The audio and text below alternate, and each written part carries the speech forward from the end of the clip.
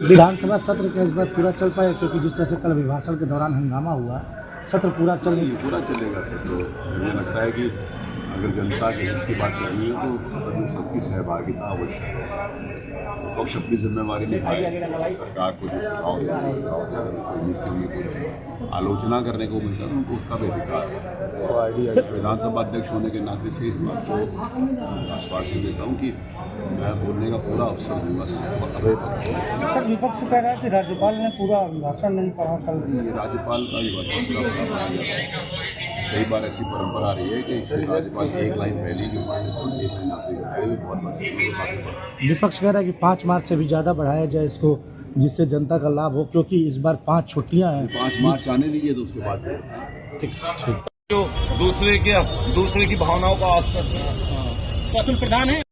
Samajwadi party जब सत्ता में रहती है तो सत्ता के द्वारा किस तरह से दुरुपयोग करके जमीनों पर कब्जा करने का काम करती है। और इसीलिए स्वर्गीय अजीत सिंह जी कहा करते थे कि जिस गाड़ी पर सपा का झंडा, समझो उसमें बैठा गुंडा।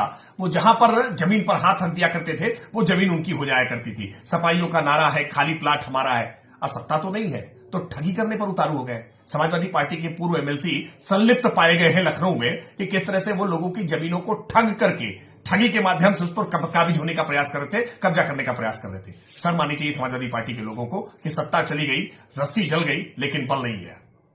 ममता बनर्जी जी का बयान बहुत ही निंदनीय है। जितनी भी निंदा की जाए वो कम है। केवल तुष्टीकरण की राजनीति के तहत केवल मुस्लिमों को खुश करने के लिए सनातन धर्म पर अनाप शनाप बयानबाजी विपक्षी नेता कर रहे हैं। समय आने पर जनता इसका मुंहतोड़ जवाब देगी और पश्चिम बंगाल में तो ममता बनर्जी का सुपड़ा साफ हो जाएगा। सर, सपा के वरिष्ठ नेता शिवपाल सिंह यादव